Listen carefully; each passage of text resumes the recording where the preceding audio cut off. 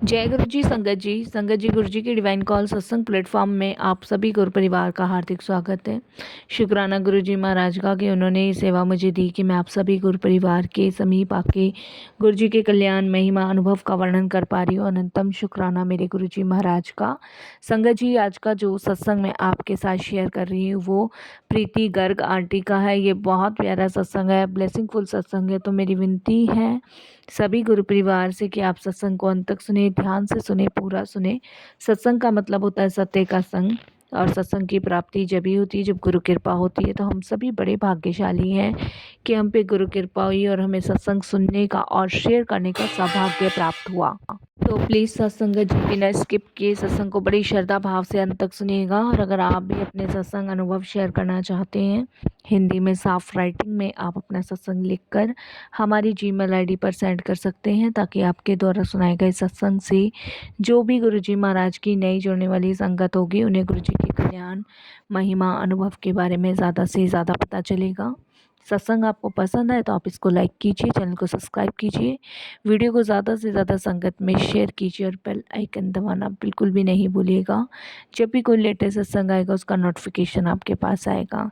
तो चलिए संगत जी, चलते हैं गुरु जी महाराज के सत्संग की ओर।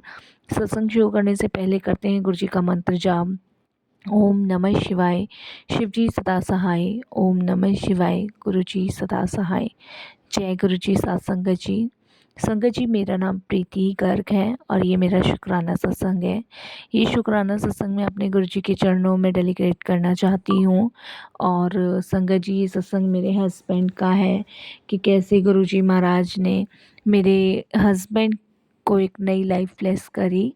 संगत जी, गुरु जी के साथ मैं 2019 में जुड़ी थी, और 2019 में जब मैं गुरु जी से जुड़ी थी तो मैंने ये कभी नहीं सोचा था कि गुरु जी महाराज से जुड़ने के बाद हमारे जीवन में एक नया मोड़ आएगा।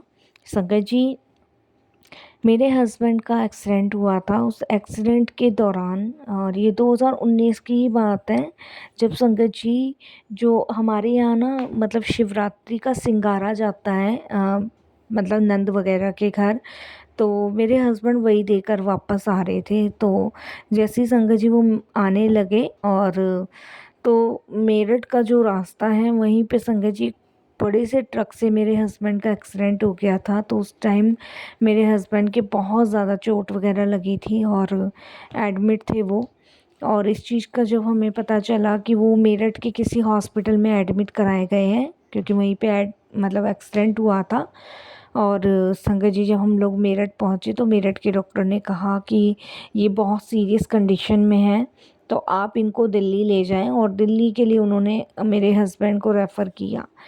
तो संगत जी, जब मेरठ से हम दिल्ली लेकर आए अपने हस्बैंड को, तो उस समय डॉक्टर ने हमें बोला कि बहुत सीरियस कंडीशन है और बड़ा मुश्किल है बचाना। देखो, मतलब ये समझ लो कि 5% चांसेस है बचने के, वरना शरीर में कुछ नहीं बचा है। क्योंकि संगत जी, हड्डियां वगैरह पूरी चकनाचूर हो गई थी, और जो सरिया होता है ना, वो मेरे हस्बैंड के आधे सर में जा लगा था। तो मतलब अंदर तक तो नहीं घुसा था, पर हाँ ये है कि थोड़ा सा हिस्सा सर के अंदर घुस गया था, उसमें से ब्लीडिंग बहुत ज़्यादा हो रही थी। तो डॉक्टर्स का यही कहना था कि देखो, हम पूरी कोशिश करेंगे बचाने की, बट बाकी भगवान की आगे जैसी उनकी इच्छा।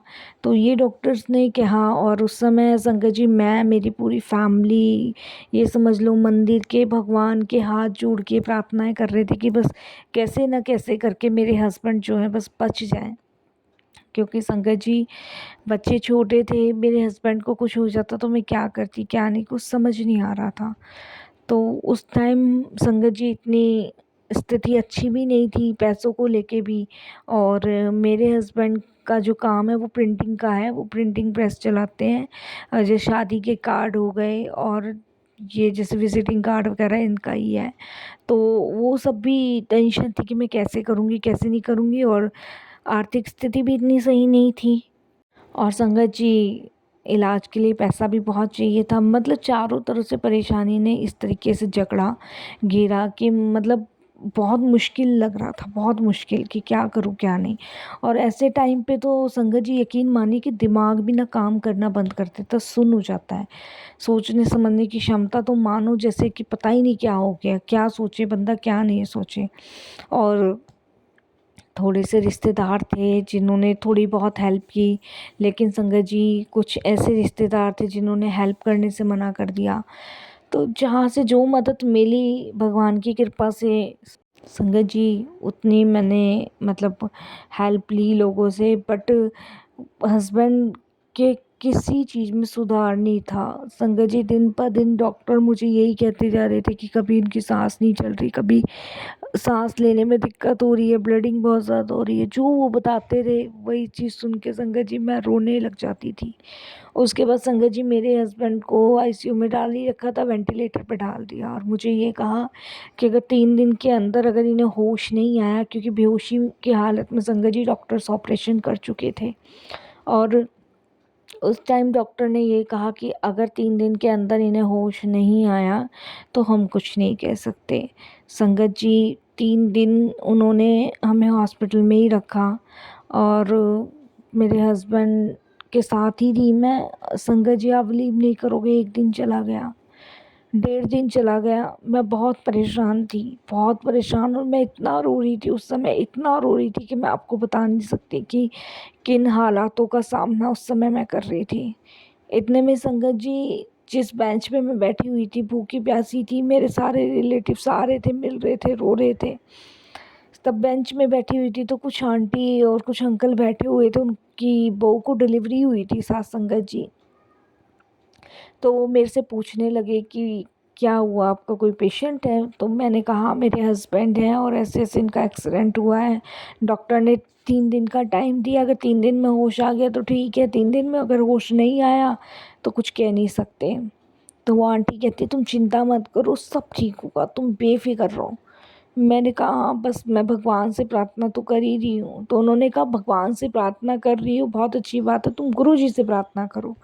मैंने कहा गुरुजी कि हाँ गुरुजी से प्रार्थना करो। उन्होंने अपने पर्स में से एक पॉकेट स्वरूप मुझे निकाल के दिया और बोला कि तुम इनसे प्रार्थना करो। संगत जी मैंने उस समय उन्हें लिया और माथे से लगाया। उन्होंने कहा अगर इस समय तुम्हारे पति को कोई बचा सकता है तो वो यही गुरुजी हैं, इनसे प्रार्थना करो। और मेरे पास न जल प्रसाद की आधी बोतल है, तुम वो अपने हस्बैंड को ले जाके चखा देना, पी नहीं सकते तो जीभ पे सिर्फ लगा देना, कुछ मत करना और माथे से लगा देना। संगत जी उनकी बहू की डिलीवरी हुई थी तो बोली मैं अपनी बहू के लिए ये लेकर आई थी और तुम ये अपने पति के तकिए के नीचे रख देना और ये बस खाली इनकी जीभ पे चखा देना। संगत जी जैसे उन्होंने कहा वैसे मैंने किया और उन्होंने कहा तुम मंत्र जाप बोलना और देखना गुरुजी कैसे तुम्हारे पति को होश में लाएंगे। क्योंकि संगत जी हस्बैंड का होश में आना ज़रूरी था, होश नहीं था उन्हें बिल्कुल भी। ये समझो बस हल्की बहुत सांसें चल रही थी, नहीं तो वो भी वेंटिलेटर की वजह से चल रही, नहीं कुछ नहीं था। संगत जी शाम को डॉक्टर्स ने हमें बुलाया, क्योंकि शाम को करीबन 6 बजे के आसपास उन्होंने बुलाया और कहा कि अपने पेशेंट के सामने जाके उसे चिल्लाओ, क्योंकि एक आवाज़ देनी होती है ना पेशेंट को जिससे कि हमारी आवाज़ उस तक पहुँचे। तो संगत जी मैं गई 6 बजे मिलने अपने हस्बैंड से। मेरे हस्बैंड बेसुध पड़े हुए थे और संगत जी आप मानोगे नहीं उस समय मैं अपने हस्बैंड को देख के रो पड़ी। और फिर मेरे को ध्यान आया संगत जी वो मैंने फटाफट से अपना पॉकेट स्वरूप निकाल के अपने हस्बैंड के तकिए के नीचे रखा और जल प्रसाद की संगत जी एक बूंद सिर्फ अपने हस्बैंड के जीभ पे रखी और माथे पे लगाया जैसे उन आंटी ने बताया था। और उसके बाद मैं संगत जी उन्हें देख के बहुत रो रही थी तो मुझे डॉक्टर ने वापस भेज दिया। संगत जी उसके बाद मैं नीचे आई। नीचे आने के बाद आंटी कहती कि तू चिंता मत कर, सब ठीक होगा, तेरा पति ठीक हो जाएगा। उन्होंने एक मंत्र जाप बताया, बोला ये मंत्र जाप तू कर। मैंने वो मंत्र जाप करना शुरू किया। संगत जी मैं नहीं जानती कि किस रूप में वो आंटी मुझे मिली, किस रूप में उन्होंने गुरुजी के बारे में मुझे बताया। और संगत जी मेरे हस्बैंड नेक्स्ट डे 6 बजे ही बुलाते थे डॉक्टर। 6 बजे के आसपास संगत जी जब डॉक्टर ने कहा कि आपके हस्बैंड को होश आ गया है, चिंता की फ़िक्र की कोई बात नहीं, उन्होंने वेंटिलेटर से उठा के जब उन्हें बेड पे डाला तब कहीं जाके मेरी जानों में जान आई। आंटी एकदम से बोलती, मैंने कहा था ना कि ठीक हो जाएगा तेरा पति, गुरुजी सब कुछ करते हैं, गुरुजी जहाँ है वहाँ सब कुछ है। मैंने उनसे पूछा, हाँ आंटी मेरे हस्बैंड होश में तो आ गए, पर ये कौन से गुरुजी हैं? तब उन्होंने बताया कि ये छतरपुर वाले गुरुजी हैं और इनका आश्रम जो है वो दिल्ली में बना हुआ है, हम तो इनके पास बहुत टाइम से जाते हैं।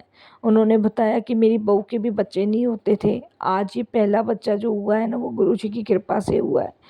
कहती हैं कि मेरी बहू की शादी को करीबन 10 साल हो गए थे। 10 साल में हमने बहुत जगह इलाज करवाया, बहुत जगह इलाज करवाया, लेकिन कहीं से कोई उम्मीद नज़र नहीं आती थी। लेकिन आज जो मेरी बहू के बच्चा है, ये गुरुजी की कृपा है, गुरुजी की ब्लेसिंग से ही हुआ है। वरना हाँ, कोई डॉक्टर नहीं छोड़ा, कोई वैद्य नहीं छोड़ा, कोई पंडित नहीं छोड़ा, कोई दरवाज़ा मंदिर का नहीं छोड़ा, लेकिन कहीं से खुशी की आस नज़र नहीं आई। लेकिन ये गुरुजी की कृपा और उनकी ब्लेसिंग्स हैं जो आज मैं दादी बनी हूँ। तब उन्होंने बताया तो संगत जी, मैंने कहा आंटी ये तो है, मैं तो मान गई, मेरे पति को गुरुजी ने ठीक कर दिया, उसके लिए गुरुजी का बहुत बहुत शुक्राना करती हूँ मैं। संगत जी उसके बाद बोला कि बेटा इसे छोड़ना मत, ये मंत्र जाप तुम निरंतर करना और ये जल प्रसाद रखो, और जब भी बड़े मंदिर जाओ वहाँ से जल प्रसाद की एक बोतल ज़रूर लेकर आना, और जब तुम्हारे पति ठीक हो जाए तो गुरुजी के दरबार ले जाके उनको लंगर करवाना। तो मैंने कहा लंगर? तब उन्होंने मुझे बताया, उन्होंने कहा कि फ़ोन पे उन्होंने मेरे को यूट्यूब पे दिखाई सारी चीज़ें, और उन्होंने कुछ मुझे सत्संग के लिंक भेजे। उन्होंने कहा ये लो लिंक, इससे तुम सत्संग सुनना गुरुजी के, तुम्हें पता चलेगा कि गुरुजी कौन है क्या है। बहुत सारी चीज़ें उन्होंने शेयर करी। कहती हैं कि जब उनके हस्बैंड का जब संस्कार जो हो गया था, मतलब डेथ हो गई थी, तो उस समय गुरुजी ने ही उनको संभाला है। और उन्होंने बोला मेरी पूरी फैमिली मानती है, ये मेरा भाई बैठा है, ये मेरी भाभी बैठी है, ये मेरा बेटा है, ये अंदर मेरी बहू है, सभी गुरुजी को मानते हैं, सब पे गुरुजी की कृपा है। जिनके मुंह से गुरुजी के लिए सुनोगे वो गुरुजी की महिमा ही तुम्हें बताएंगे। संगत जी मैंने उस समय उन आंटी को कहा कि मैं पता नहीं किस रूप में आप लोग मुझे मिले हो, और मैं अपने आप को इतना भाग्यशाली समझ रही हूँ कि आज मैं सच में साक्षात ईश्वर के दर्शन कर रही हूँ। तो मैंने उनको बोला, मैंने कहा आंटी मुझे आप अपना नंबर दे दीजिए, कभी मैं जाऊँ ना मुझे मिले। तब उन आंटी ने मुझे देखो संगत जी अपना नंबर भी दिया, और उन्होंने कहा कि बेझिझक होके दिन रात जब तुम्हें सही लगे तब तुम फ़ोन कर लेना, मैं तुम्हें गुरुजी के बारे में, तुम कुछ भी पूछोगी गुरुजी के बारे में मैं बिल्कुल तुम्हें बताऊंगी। उन्होंने मुझे कहा कि अगर तुम्हें गुरुजी का मंदिर नहीं भी मिले तो तुम मुझे बताना, मैं गुरुजी के पास लेके तुम्हें पहुंचूंगी। तो संगत जी ये बहुत बड़ी बात है कि देखिए गुरुजी कहाँ कैसे किस संगत को किससे मिलवाते हैं हमें पता भी नहीं चलता है, और कहते हैं गुरुजी अपने आप ही जोड़ते हैं। तो मैं तो भाग्यशाली समझती हूँ कि गुरुजी ने मुझे जोड़ा मेरा कल्याण करने के लिए, मेरे हस्बैंड का कल्याण करने के लिए। तो आंटी बोलते हैं कि ये समझो कि गुरुजी ने तुम्हारे हस्बैंड को एक नई ज़िंदगी ब्लेस की है, और ये ज़िंदगी जो गुरुजी ना अपने में से देते हैं। तब वो भी सत्संग उन्होंने सुनाया। कहती हैं कि जब मेरे बेटे की शादी हो गई थी तो उस टाइम पे हम इतने परेशान थे, बहुत ज़्यादा परेशान थे। मेरी बहू की शादी को 10 साल हो गए, 10 साल से मतलब हमारे घर में खुशी की रोशनी तक नहीं आई थी बच्चे को लेके। लेकिन आज गुरुजी की कृपा देखो कि कैसे मतलब मैं दादी बनी हूँ। और संगत जी उन्होंने बहुत सारे सत्संग गुरुजी के शेयर किए, और मैं तो अपने इस चीज़ को महसूस करती हूँ साथ संगत जी कि अगर शायद उस दिन गुरुजी ना मिले होते, ना गुरुजी का स्वरूप मुझे मिला होता, ना जल प्रसाद मिला होता, तो आज शायद मैं भी अपने पति को खो बैठी होती। आज मेरे पति पूर्ण रूप से स्वस्थ हैं, वो गुरुजी की कृपा से। संगत जी जब मेरे हस्बैंड पूरी तरीके से स्वस्थ हो गए तब मैं उनको घर लेकर आई हॉस्पिटल से। तो डॉक्टर्स ने कहा था कि कभी कभी इनको जो है ना मतलब दिमाग की वजह से दौरे पड़ सकते हैं, और वो समय के साथ रहते रहते ठीक हो जाएंगे, और वो ठीक हो भी सकते हैं नहीं भी हो सकते, दोनों ही चीज़ उन्होंने हमें ये बताई थी। बस आपको ध्यान रखना होगा। तो जब गुरुजी के पास संगत जी मैंने ले जाना अपने हस्बैंड को शुरू किया ना, लंगर प्रसाद कराना शुरू किया, तब से संगत जी मेरे हस्बैंड को कोई दौरा पड़ा ही नहीं। मतलब डॉक्टर ने कहा था लेकिन नहीं पड़ा। संगत जी उसके बाद रूटीन चेकअप में हर एक रिपोर्ट मेरे हस्बैंड की नॉर्मल आती गई, सब चीज़ें ठीक ठाक होती गई। डॉक्टर भी अचंभित थे कि इतना बड़ा ऑपरेशन होने के बाद भी मतलब सारी रिपोर्ट्स ठीक आ रही हैं, तो मेडिकल ही हो सकता है। कहते हैं कि आप तो शुक्र मनाओ कि आपके साथ भगवान थे जो आप बच गए, नहीं बचने की उम्मीद नहीं थी आपकी बिल्कुल भी।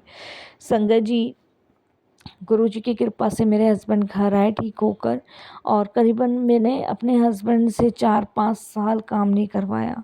संगत जी 4-5 साल काम मैंने ही किया।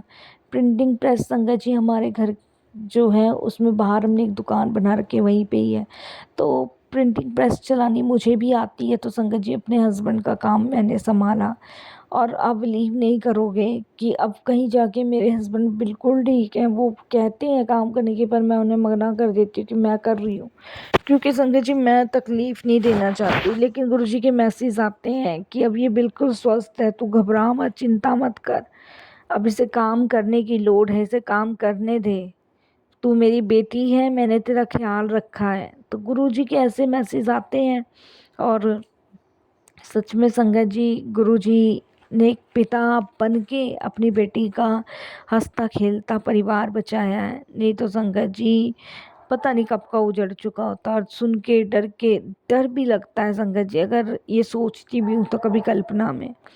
और मैं यही कहूँगी संगत जी कि उस बुरे वक्त में उन आंटी का भी बहुत शुक्राना करूँगी, और गुरुजी को यही कहूँगी उस बुरे वक्त में जो आंटी ने मेरा इतना साथ दिया, इतना सपोर्ट किया, उनको हमेशा गुरुजी आप ब्लेस कीजिएगा, हमेशा उनके सारे कष्ट दूर कीजिएगा।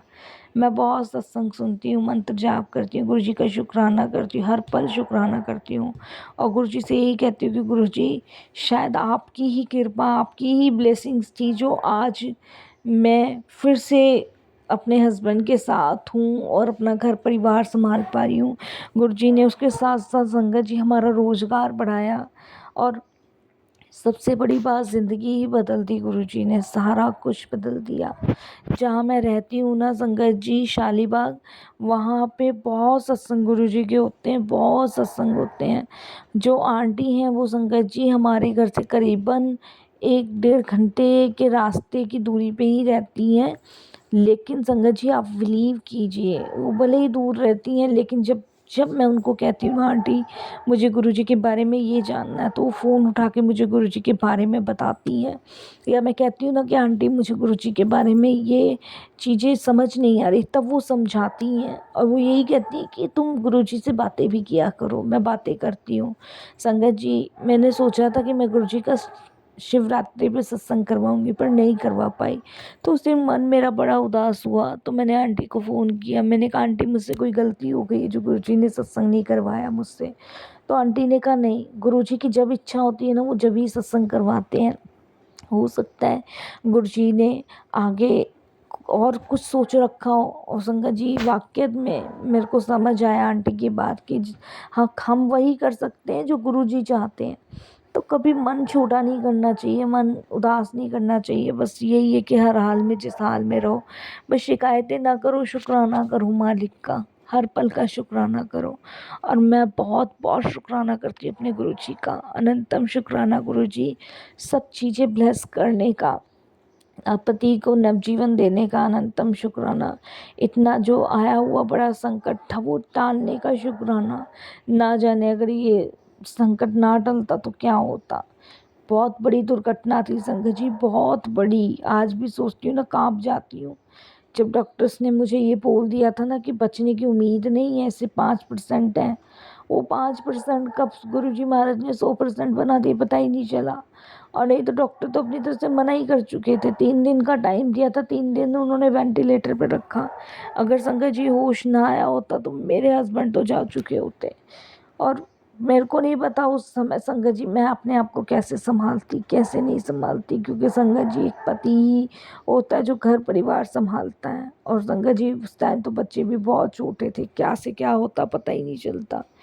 बाकी शुक्राना एक पिता बन के आपने मेरी मांग का सिंदूर बचाए रखा, मेरे बच्चों के पिता को बचाए रखा, मेरे घर परिवार की खुशहाली को बचाए रखा। इससे ज़्यादा शुक्राना मैं और क्या करूँ गुरुजी, आपने सब कुछ दे दिया, सब कुछ। बहुत बहुत शुक्राना। जय गुरुजी महाराज की।